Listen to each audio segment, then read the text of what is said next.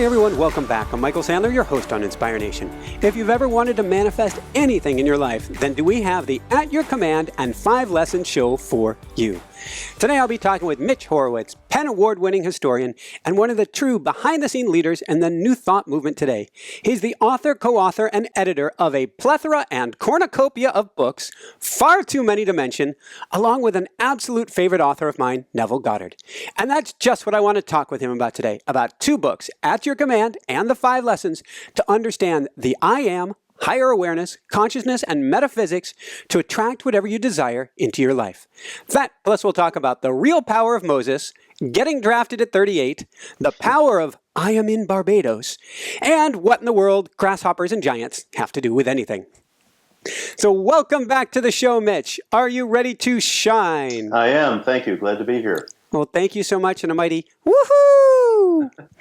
So before we dive right into things, maybe you can give us the briefest Mitch Horowitz 101, and how'd you get interested in Neville? Sure. I got interested in Neville back in 2003. I was writing a profile of the Major League Baseball pitcher Barry Zito, who at the time was pitching for the Oakland A's, later went on to make history pitching for the Giants. And Barry has always used metaphysical methods as part of his training routine. And as we were talking back in summer of 2003, he said to me, "Boy, you must really be into Neville." And I had never heard of Neville, and he couldn't believe it. He was incredulous. So I started to learn who this man was. He was a Barbados-born actor and dancer who lived and worked through the early part of the late part of the 20th century. He died in 1972.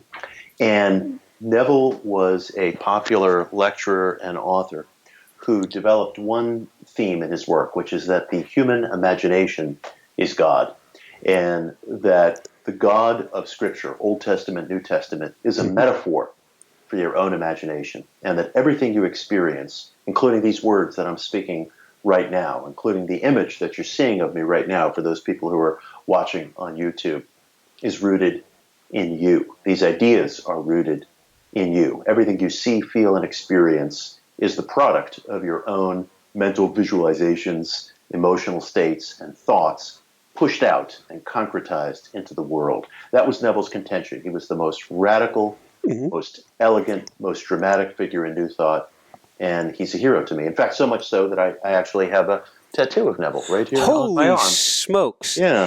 This was designed by my friend Tim Bota, who's an artist. Yeah. And it says Neville right here. And then here it says, live from the end, live from the end. That was Neville's message. His idea was that you must adopt the feeling state that you would have if you attained exactly the thing that you wanted, whatever that may be, whatever intimate personal aim you have. Live from the feeling state that you have attained that aim, and in time, it will eventually concretize into reality.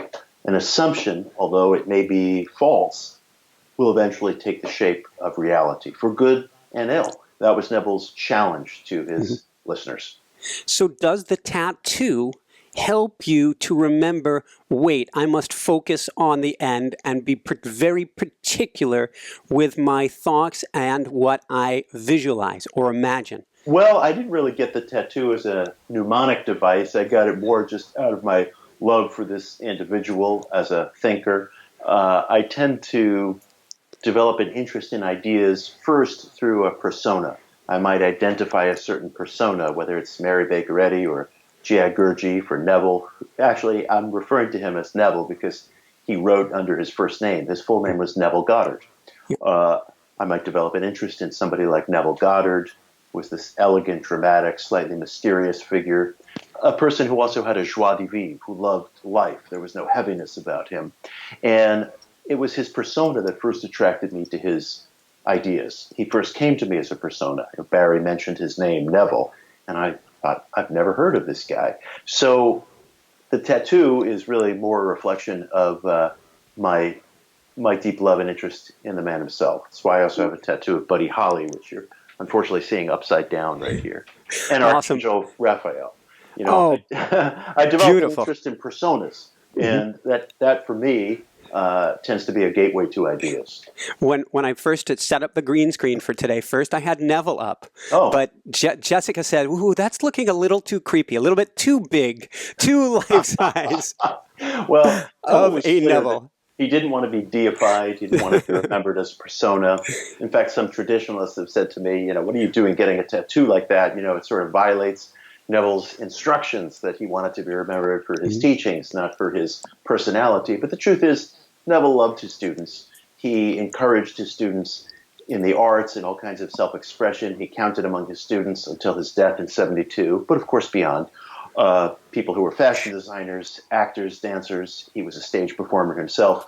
And I think Neville encouraged and loved self-expression. He believed that self-expression in you is God expressing itself, is creation expressing itself. So my feeling is there's no wrong way to signal your affection for a person or an idea.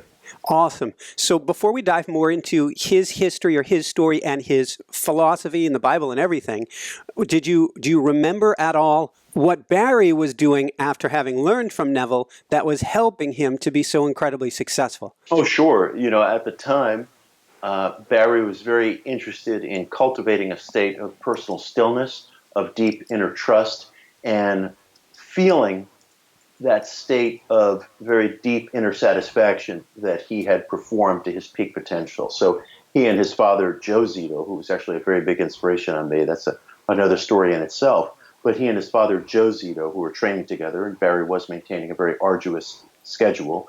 In New Thought, you pray with your muscles as much as anything else. Barry, along with his training regimen, was maintaining a state of mind of stillness and fulfillment. And that was something that he had learned from Ernest Holmes, Neville, and other figures in the New Thought tradition. I love that because it's what I call getting at the essence. Rather than a specific event, we're actually going supra the event, Yes. which helps everything in his life. Yes. I think that's absolutely true. People wonder about whether they should focus on something very specific that they want to come to pass. And the truth is, I don't think there's any wrong way to attempt to exercise the energies of your mind. What really matters is what is most natural and most sustainable. If for you as an individual, that's focusing on a specific date or event or person or dollar amount, then by all means do that. If it's more helpful, as I've been working with recently in my own search, to focus more on a kind of feeling state and dwell on the principle, thy will be done, while focusing on a feeling state, that may be more sustainable and productive. The point is to do what enlists your energies in the most enthusiastic and sustainable way. Awesome. Can you tell us, there's kind of a triangle here that's very interesting. Joseph Murphy, Abdullah, and Neville. That's right. Neville said in lectures and books, and he wrote more than 10 books, that he learned his philosophy of mind metaphysics from a turbaned black man of Ethiopian descent who lived here in New York City, where I am, in the early 1930s by the name of Abdullah. And he said that he and Abdullah studied together for 5 years. They immersed themselves in Kabbalah, number symbolism, the metaphorical significance of stories found in Old and New Testament, and various forms of mind metaphysics. And it was Abdullah who was his mentor, who set him on his path, who really led him to this place of self-discovery that he later began to express in his own books, starting with At Your Command in 1938. No one has ever determined the identity of Abdullah, and this is something that seems to fascinate people. Frankly, I think it can become a little too much of a distraction. I've ventured my own theories as to who Abdullah was, or if there was an Abdullah, or whether Abdullah was a composite figure. But there's no reference to Abdullah in newspapers or magazines of the day. He left no paper trail, no media trail, but for one really remarkable thing. So now into the picture comes Joseph Murphy, the author of the mega-selling book, The Power of Your Subconscious Mind, which is one of the most popular New Thought books ever written. Murphy published the book in 1963.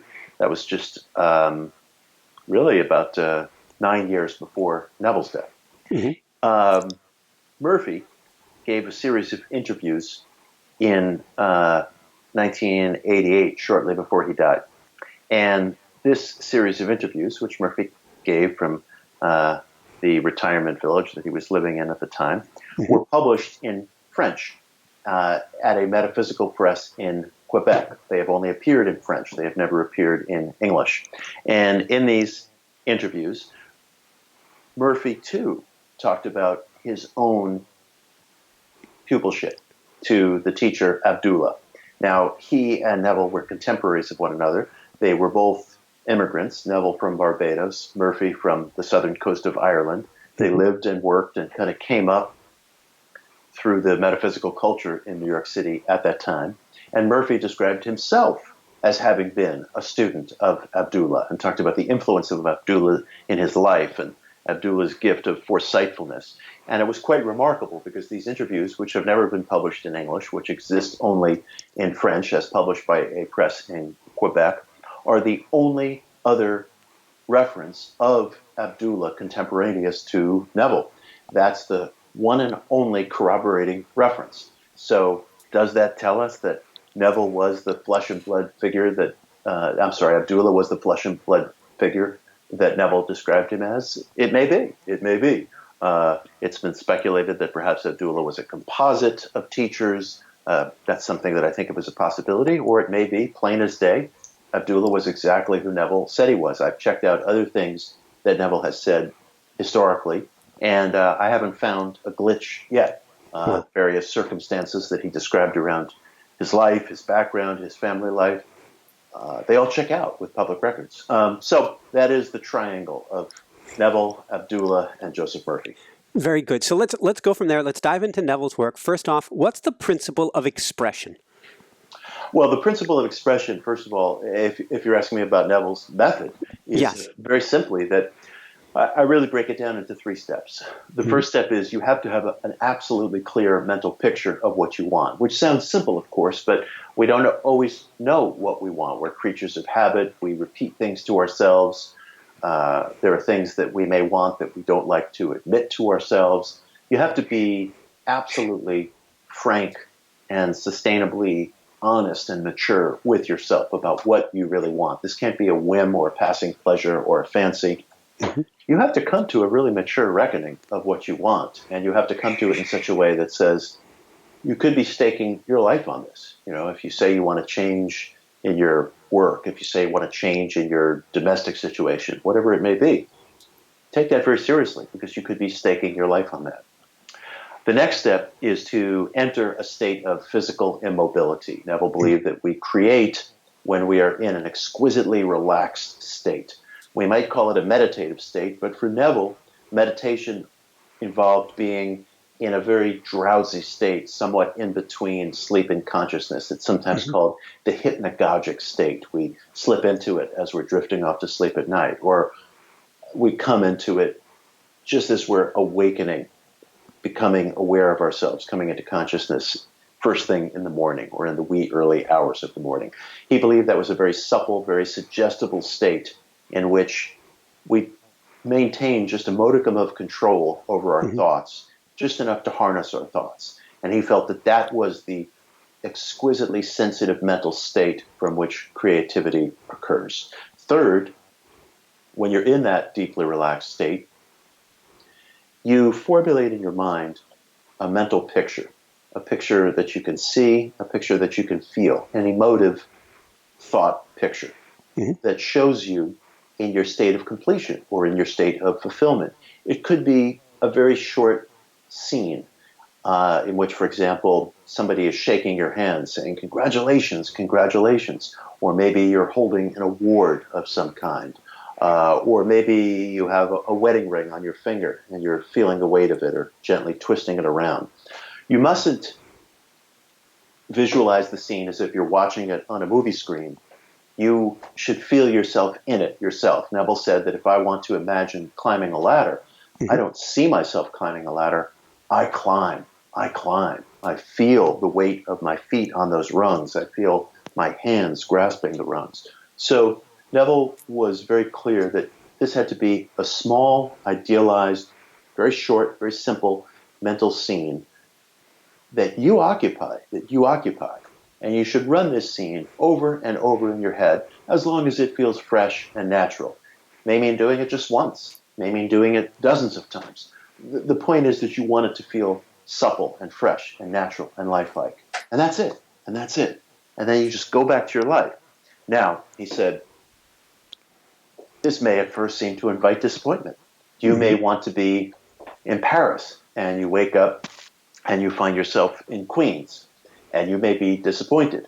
But if you persist in this action, night after night, day after day, this assumption, if persisted in, will eventually concretize in actual fact, in actual experience. And he said, in a sense, the present states in which we find ourselves are reflections of the future state in which we want to be. So watch very carefully for what you've wished for, because it may be unfolding in the present, and it may be unfolding in ways that are not altogether comfortable. It may be unfolding in ways that are unsettling, which is why one has to be so mature and so careful about what you set your gaze upon internally, what you wish for. There will be an interval of time. There will be a passage of time. The period of gestation may be brief. It may be quite long. But his insistence to the listener is that it will occur and it will unfold. So watch very carefully, be very mindful, because sometimes because there's an interval of time between that which we have wished for and its final concretizing into reality, we may be very forgetful. We may not realize that we had focused on this, asked for this, wanted this. Anyway, so that is his three-step method. Focus on a desire, enter a state of physical immobility, of relaxation, and from that state, picturize with thought, with feeling, with great vividness. And that is the mechanism from which events are born in his philosophy. Beautiful. And having worked with my coaching clients, it seems one of the most important things is you can't be wishy-washy about this. You can't say, give me either A or B, or you kind of short out the whole thing. Right. And I've had to come to terms with that myself. You know, I've had to ask myself, do I really want the thing that I'm asking for? Would I really be willing to accept the consequences that could come with this thing? Neville always talks about the fact that what you wish for will unfold in its own way. You can't presume what's going to happen. You can't try to force what's going to happen. It will find its own method and means of expression. And I honor that. But the fact is, living in this world of Caesar as we do, there are also consequences. So it behooves a person to be very thoughtful about what they want. We don't have ultimate perspective. That isn't granted to us during our everyday consciousness. Neville might say our desires are the shape of our ultimate perspective. He said our desires is God speaking to us. A desire is a holy thing, and I honor that and I venerate that. But we also find in Scripture, along with the metaphorical blueprint that Neville said existed there, guardrails and guidelines as to ethical behavior. It might come in the form of injunctions in the Beatitudes. It might come in Psalms and Proverbs, in what we popularly call the Golden Rule. So there are certainly ways in which the law of mental creativity that Neville described, and I think he would agree with this, could be used to produce calamitous outcomes as well as joyous ones. It behooves the individual to be very, very mature, very clear, as you were saying, about what he or she wants, and very deeply reflective, because if we are allowed to create in the image of the higher, we also have to try to feel with great sensitivity the potential effects, consequences, and outpicturings in the lives of other people based on that which we want. We're called to something very careful and very mature. It eludes easy definition. And if you are willing to test this personal philosophy, and I urge people to test it, do so with great care. Thank you. Let's go from there and let's talk about the holy side of things. Let's talk about the Bible. And I find this fascinating. I'm someone who studied Hebrew a little bit, studied numbers just a little bit. Don't pretend to know a darn thing. But he said When the Bible is read in this light, a light I'm believing of consciousness, not of an individual's in a story, Yes. you will find it to be the greatest scientific book ever written. Well, he believed that everything in the Bible is a blueprint to your own psychological development. He believed that there's nothing in the Bible that is historically accurate. There's no individual or event that ever transpired on the face of the earth, that it is an allegory.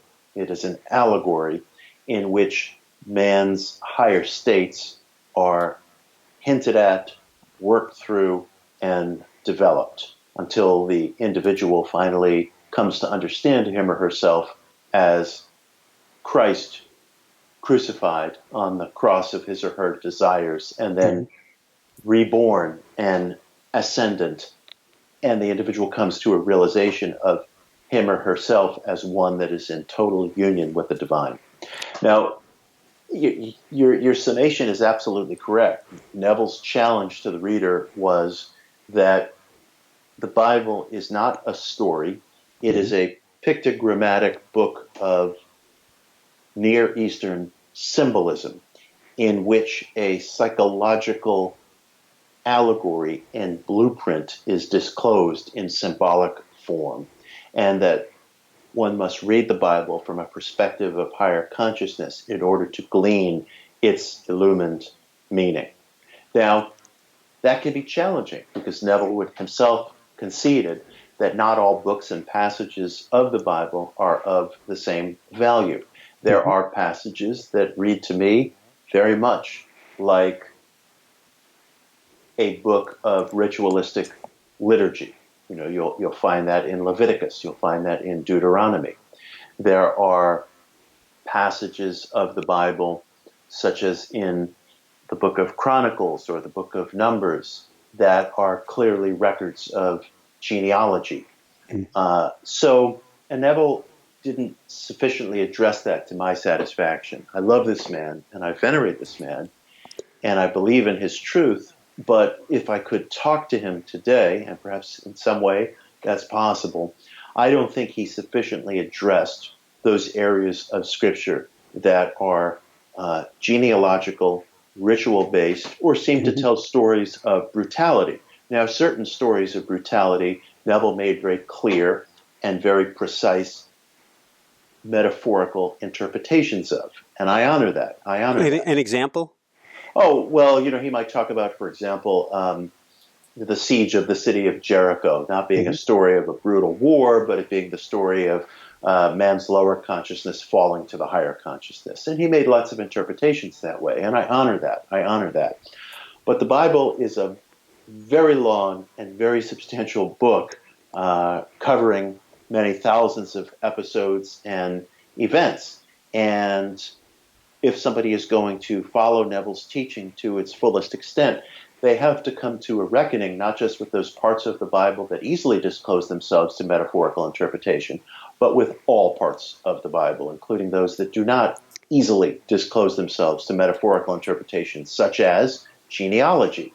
There are fewer things less inspiring, in my experience, than reading the long genealogical records of the Book of Chronicles, you know, for example. If someone has a metaphorical interpretation of that, I'm very open to hearing it. Or we could say, well, maybe there is no metaphorical interpretation of that. Maybe that is a list of teachers. Maybe the ancients who wrote Scripture felt the need to record lists of teachers and students in a genealogical fashion. That's a possibility too.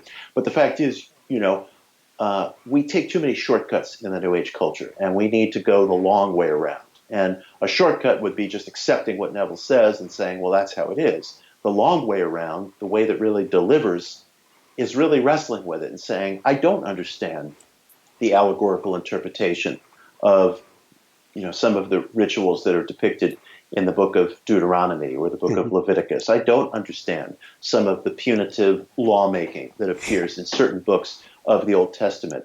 Why should we be afraid to say we don't understand that? Why should we be afraid to say perhaps Neville was wrong about that, or perhaps Neville was right about that, but he erred in not giving it a fuller dissection in his teaching? If this man were with us today, I would sit at his feet. I would venerate him. I would petition him and beg him to become his student. Mhm.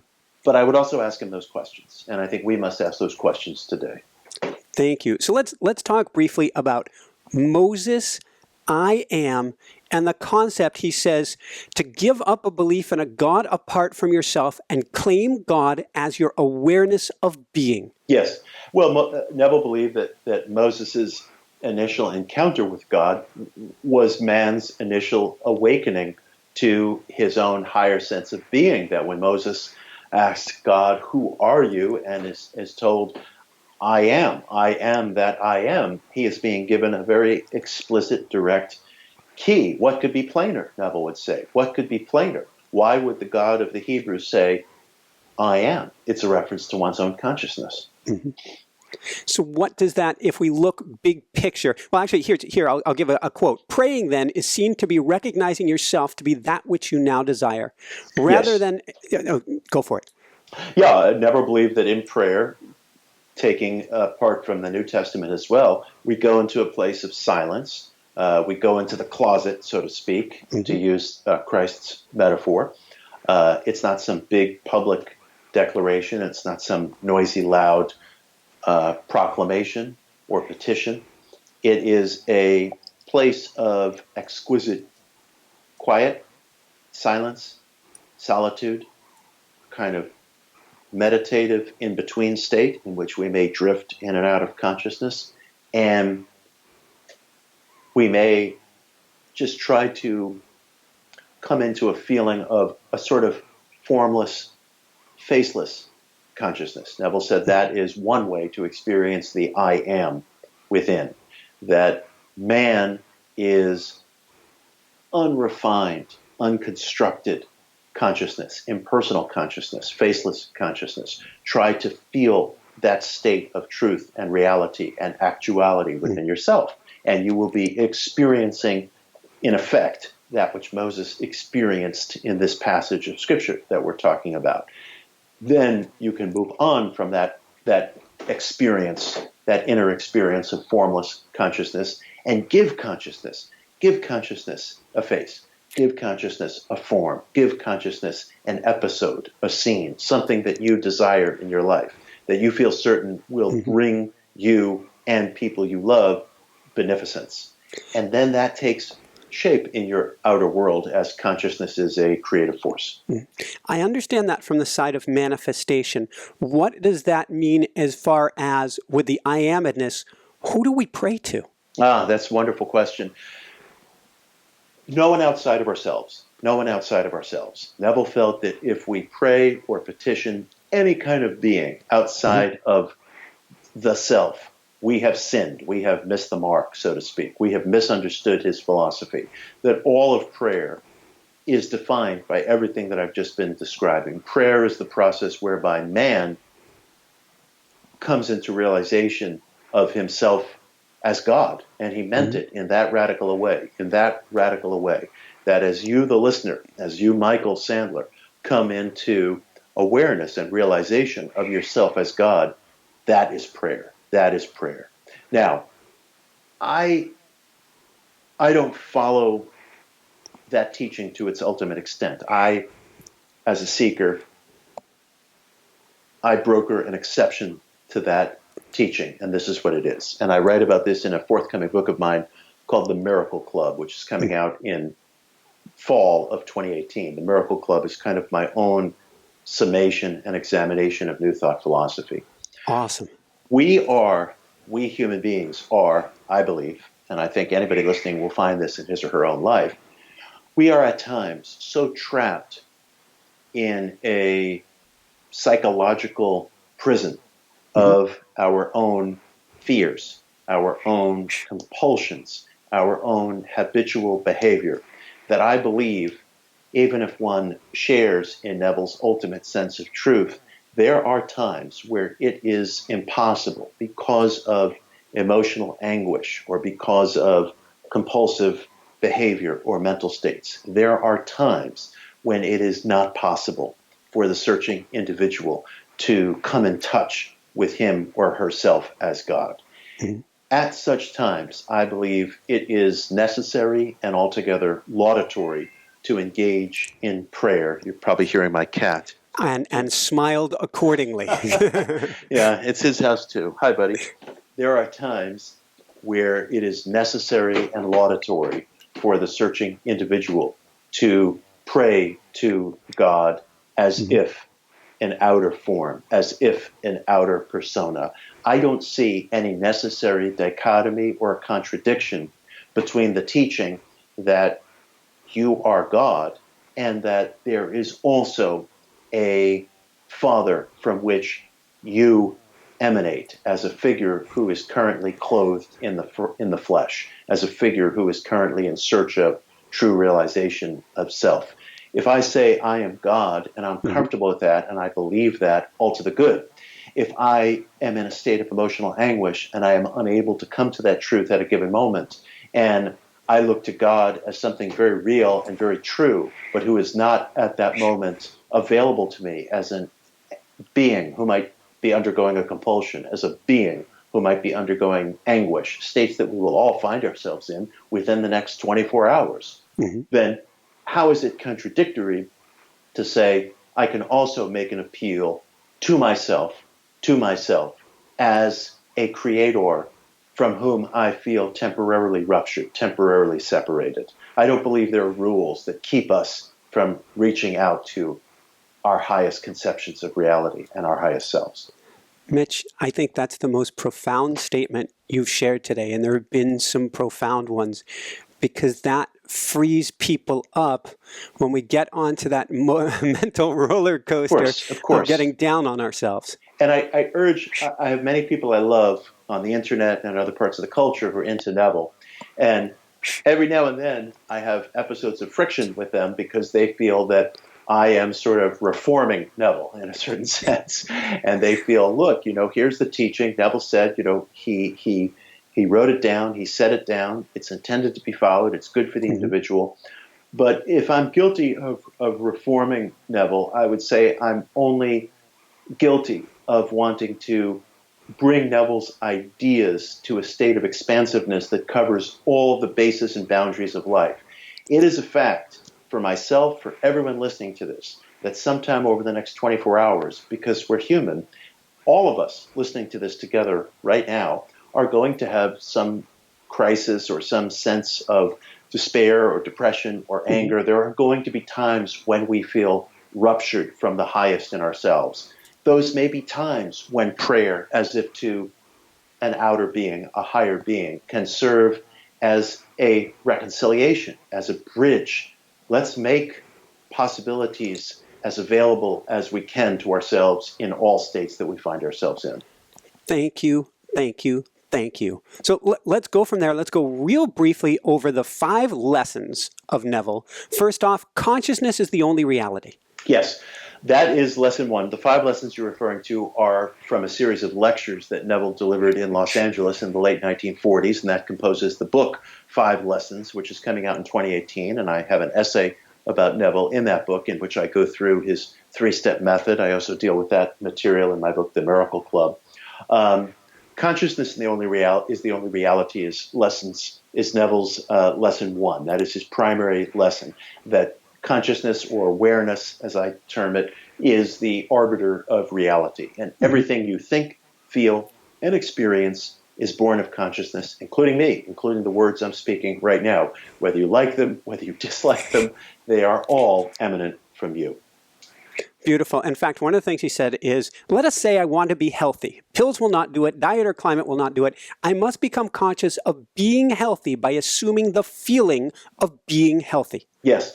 That was Neville's contention. Now, that's another thing that I take issue with in my book, The Miracle Club, because I actually do feel that we live under many laws and forces, including laws of physical limit and physical mortality. There is no exception that anyone can personally point to mortality. That alone, unless you can produce it, and when I say produce it, I don't mean as a point of reference, I mean actually in the tactile now. Mm-hmm. Mortality alone tells us that we live under laws of physical limitation. Man lives within a kind of cosmic framework, and there are lots of things going on in that framework. Mind may very well be the ultimate arbiter. I believe it is. I believe in Neville's teaching, I believe he was correct about that. However, a law that is a consistent, ever-operative law can also be experienced in very different ways depending on different circumstances.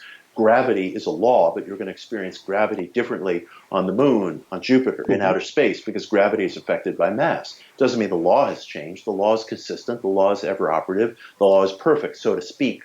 But the law also operates within a cosmic framework where it's going to be experienced different ways. I think the same is true of mind. So I'm not a person who would ever eschew standard medical care. These physical and material bodies that we live in are part of the actuality of our lives as well. Even if consciousness is the ultimate creator, we have to function within a cosmic order where we feel and experience a variety of laws and forces. Thank you. What's the importance of writing our own obituary? Oh, that's interesting. Writing our own obituary is because things that we undergo prefigure future states, prefigure future states. Whatever you're experiencing now, in effect, is a kind of stepping stone to some future state that you assumed in your state of mind when you have been steadily picturizing, emotionally feeling something, concentrating on something. You are, in effect, when doing such things, selecting from an infinite number of future events. Hence, what you're experiencing in the here and now is a kind of stairway or series of stepping stones to that future event. Makes sense. And then the importance, of kind of a corollary to that, of not looking back. Yes, that's very interesting. Neville, of course, talks about the experience of Lot's wife in Scripture looking back and being turned into a pillar of salt. You must select a goal and remain true to your goal. Select a goal and remain true to your goal. That is one of those sections of Scripture, and there are many, that Neville spoke of metaphorically in a very beautiful way. Of course, many people have done that, but that's one very poignant episode in Neville's teaching and philosophy, that once you have selected a goal, don't be halfway. Don't be wishy-washy. Don't throw your weight against what you've selected, or you just wind up kind of bouncing back and forth, feeling alienated, feeling like you're not getting anywhere. Thank you. Let's talk about the second law briefly. Assumptions harden into fact. Yes. He said, an assumption, though false, if persisted in, will eventually concretize into fact. And I'm using language very close to Neville's own. And I loved that Neville would use words like false. You know, he would say, yes, of course, if you are working in a certain job and you're unhappy and you close your eyes and you imagine being in a different job and then you open your eyes again, you'll feel that you've deceived yourself. Your assumption will, in fact, seem false or be false because you're not transported automatically to this other place. But he would counsel and he would seek to comfort people, saying, it doesn't matter. What matters is your dedication and your persistence, that the assumption, though false, is setting into motion wheels that are eventually, in time, and there is a gestation period, which no one knows, but in time, it will deliver you to where you want to be. So he would try to provide people with a kind of real-world succor, saying, yes, I understand this. You know, I live in the world of Caesar too. You want to be living somewhere else, you open your eyes, you're still in the same old place. It feels disappointing, it feels dispiriting, you feel let down, you feel betrayed. But persist. An assumption, though false, if persisted in, will eventually harden into fact. Thank you. And I want to take on that word persistence for a second. I have a mantra or kind of a life philosophy, which is kind, gentle, easy, good. And he has the law of reverse effort. Yes, it's very interesting. Neville believed that the mind works like other technologies, in effect. You know, he said that you can, Neville lived in the pre-digital age, but he would talk about the pressing of a vinyl record, that you could transfer vibrations through a needle, essentially, onto a piece of wax or a tin plate, as it used to be, and then by vibrating that piece of wax or that tin plate under a needle through some sort of a projection device, you could recreate the auditory waves, which is remarkable. You know, I mean, we could sit here talking about how a simple piece of technology like a vinyl record works, and it's still miraculous. I know how a vinyl record works. I can explain to my kids precisely how a vinyl record works, and from that you can extrapolate how binary coding can recreate music and pictures and so forth. It makes it no less miraculous that we can actually explain the mechanics behind it.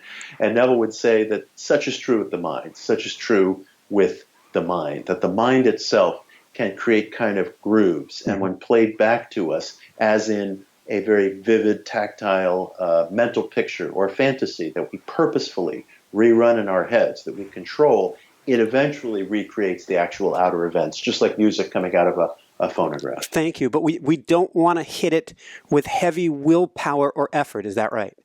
Yes, he felt you had to be in a state of a kind of emotional lightness. You couldn't be forcing it. There could be no brutality about it. You had to feel the thing itself. Feeling is the secret, Neville wrote. You had to be in that feeling state. That's where the vibrations or grooves, so to speak, come from. Beautiful. So let's go on from there. Let's talk real briefly about thinking fourth dimensionally. Yeah.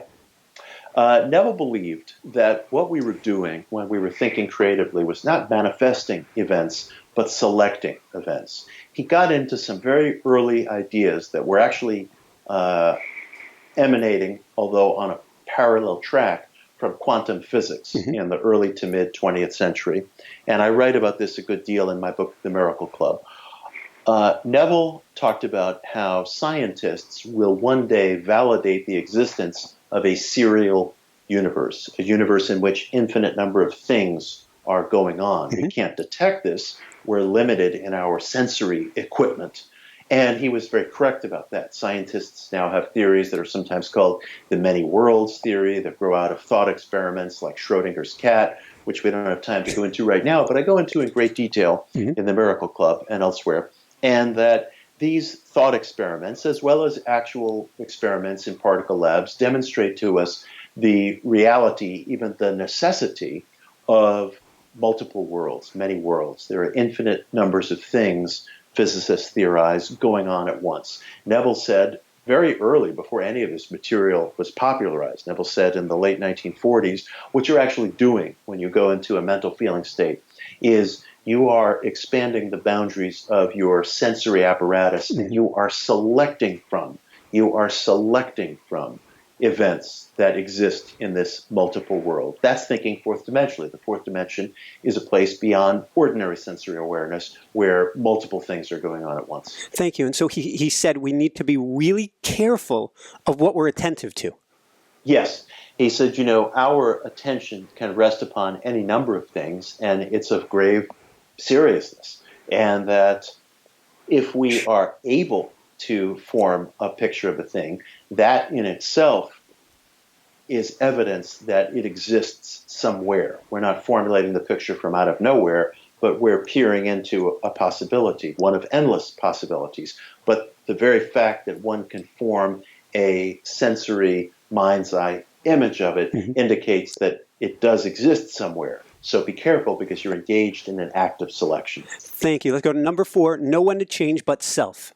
Yes, this is one of Neville's most liberating teachings. The idea was that if you look in the mirror, so to speak, and you don't like what you see, you don't rage against the mirror. You must change yourself. Don't worry about changing others. Don't worry about changing circumstances that seem to be beyond your common reach. Don't worry about somebody doing something that you disapprove of or that you would do a different way. Always come back to yourself. Everything that you're experiencing is an emanation of self. Everything in the world is yourself pushed out, including other people around you, including, again, to return to it, these words that you're hearing from me right now, including this conversation. Everything is yourself pushed out. If there's something you wish to change, go to the source, which is the individual. It's one of his most liberating teachings. It can be liberating, but today's audience could also take that, pull out the mirror, and really, I don't know, we'll bleep it, slap themselves for saying, I've ruined everything. Yes, well, that's an interesting comment you're making. If there are, we just had a horrible shooting in Las Vegas, where at this point, 59 people are dead. 59 people who were part of families, who had a network of relationships, are deceased. There are many, many injuries. It's one of any number of horrible events that one could pick out of very recent news, another being the hurricane in Puerto Rico, where there are people in tremendous need. So, apropos of what you're saying, one could look at that and say, did I do that? Did I cause that? Is that my consciousness pushed out? Mm-hmm. And my answer to that question is an honest, I don't know. I'm not ready to make that leap. I can't make that judgment for myself. I can't make that judgment for another person. This is why I come back to the point that I believe we live under many laws and forces, of which mind is one, is extremely powerful, and may very well be the ultimate arbiter of reality, may very well be the ultimate creative force. I believe that that is true. But there are many, many things going on within and without us. There are many, many forces crisscrossing, and it's insufficient to say, well, I've identified the primary source as though I've identified the sun in the sky and determined that we live in a sun-centered solar system and that all of life emanates from it. Yes, that's true enough. That's true enough.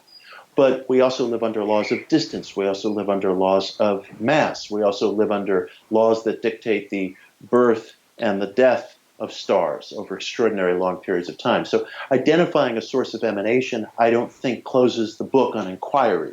I think in a sense it almost opens the book that much more broadly because we have a central reference point. So I think we have to keep questioning. We have to keep experimenting. Thank you, thank you. So number 5, the importance, and you spoke about this briefly just a few minutes ago, the importance of remaining faithful to your idea.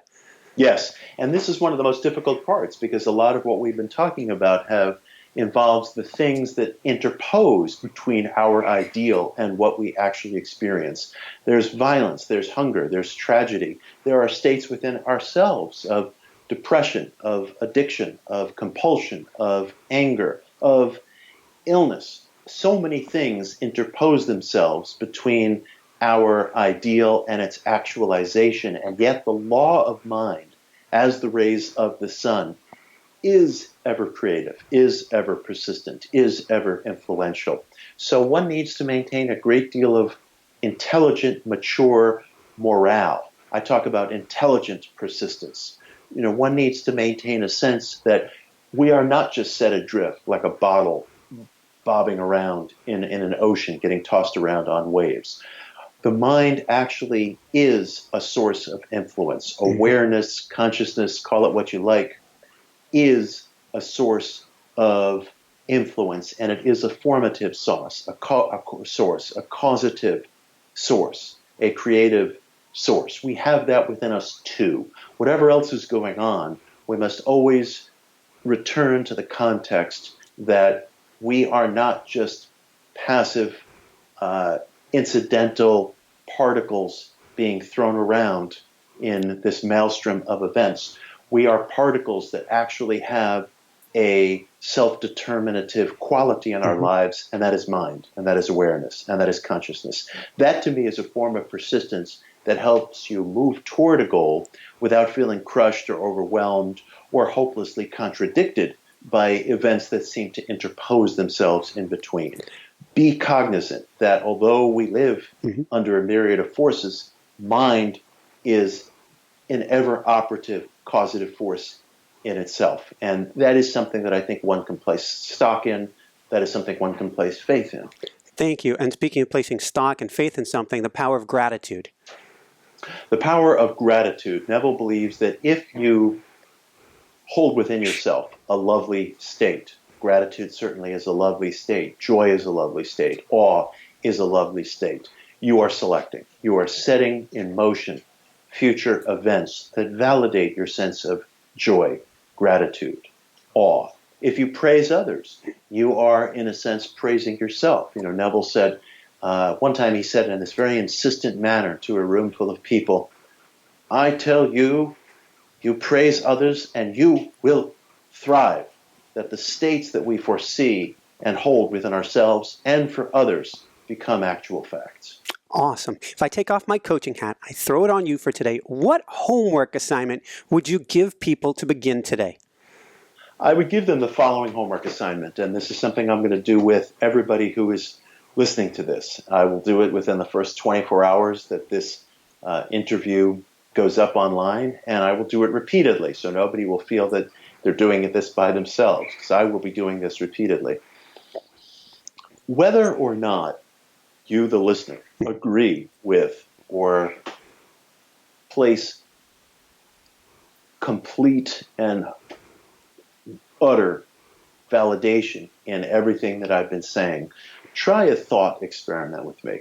Assume it to be true. Assume it to be true.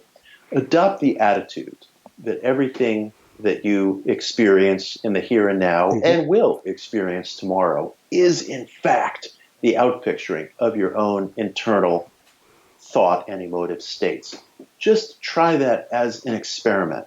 Let's say you're somebody who's secular. Let's say you're somebody who doesn't believe in any non-physical or metaphysical existence outside of flesh and bone. That's fine.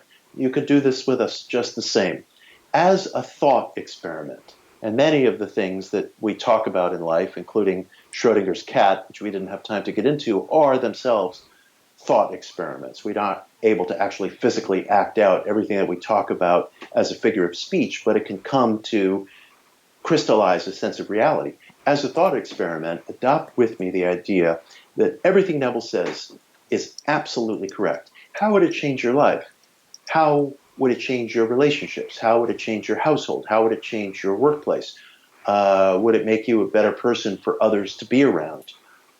What would it do to the reality that you undergo and the people around you undergo if you were to say, I am, as an experiment, going to adopt the attitude that Neville is entirely correct and that my mind is God the Creator and everything I experience around me, including other people, is an emanation of self. It's a kind of extremist self-responsibility. Try it. I like it. Wear it. Try it for an hour. Try it for 10 hours. See what it does. See what changes it produces in your life. And that will give you a further platform for experimentation. Thank you so much. What advice, Jessica always wants me to ask, what advice would you give parents to help their kids with this? Oh, how interesting. Well, my kids know all about Neville, and they rebel against me. So there are some days, I can assure you, they don't always want to hear me talking about this. So it's funny that you would ask from the perspective of parenting. I would say that you could probably suggest to a child in a moment of fun, in a moment of levity, if you want a certain Halloween costume, why don't you imagine what kind of costume you would like? Give a child a sense that he or she has something to gain in the equation. There's nothing wrong with that. We do that all the time. We dispense rewards for doing homework. We dispense rewards for doing chores. We dispense rewards for walking the dog. We're a very reward-based society. That's not going to change anytime soon. So appeal to a sense of personal reward.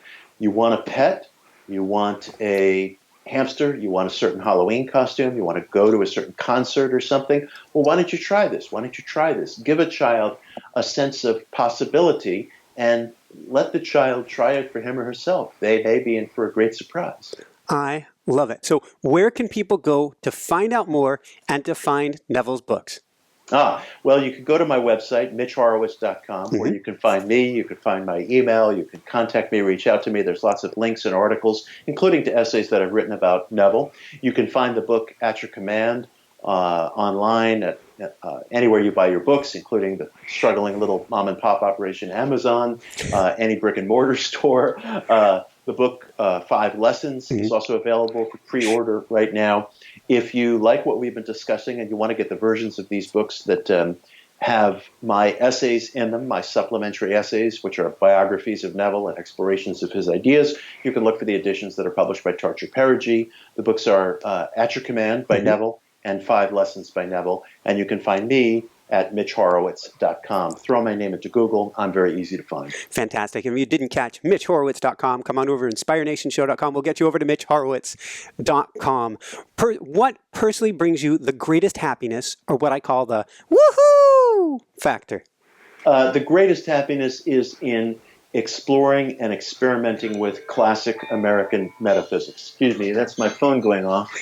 I set my phone for an alarm every day at 3 o'clock to pray, and so it's going off right now. So maybe we can close the show with a prayer. But what gives me the greatest joy is exploring and experimenting with practical American metaphysics of the kind we've been discussing. Beautiful. Let's go from there then into prayer. What a perfect time. And I don't know if you've been following or not, Lynn McTaggart, who's been doing the American Peace and Tension Experiment. How interesting. Where thousands of people are coming together to pray for peace in a particular part of America to see if we can shift the outcome by prayer together. That's fascinating. Well, I'll say a very brief prayer to cap our show, it now being 3 p.m. Eastern Time, and I pray every day at 3 p.m. Eastern Time, and I invite everyone listening to join me in that, wherever you are. I pray that we may conceive of ourselves as beings of the highest order, the highest capacity, and that we may, knowing this is so, hold within our thoughts at every moment that it is possible for us, thoughts of generosity, of love, of goodness, of forbearance, of giving to other people. Take seriously the responsibility that our minds are causative instruments of great power and great effect, and use these instruments whenever possible with loving responsibility, discernment, and kindness towards others, because all that we see and experience is, in some ultimate sense, an emanation of self. Thank you. Thank you. And woo! Thank you. This has been fantastic, Mitch. I enjoyed it. Thank you very much. Thank you so much. So for everyone out there, this is Michael Sandler saying, be well, have fun, get at your command, and pre-order the 5 lessons, and supercharge your intention work, and shine bright. Woohoo! Thanks so much, Mitch. Thank you. I really enjoyed it, as always. Be well. Have an amazing day ahead. I loved how the timer went off at just the right moment. Right. It was perfect timing. That 3 p.m. alarm surprises me almost all the time. It goes off in unusual circumstances. Almost always welcome. I love it. Thanks so much for watching. If you enjoyed it, be sure to like below. Also, leave your comments. Have some real fun with it. Subscribe to our channel where you're going to get more great videos, more interviews coming up. And check out our website, inspirenationshow.com. That's where you'll find tips, blogs, information, videos you won't find anywhere else, and useful and helpful resources to really help you kickstart your life and to shine bright. Thanks so much again. Thank you for your support. Like, comment, subscribe. See the website. Thanks so much and have fun. Of course, shine bright. Woohoo!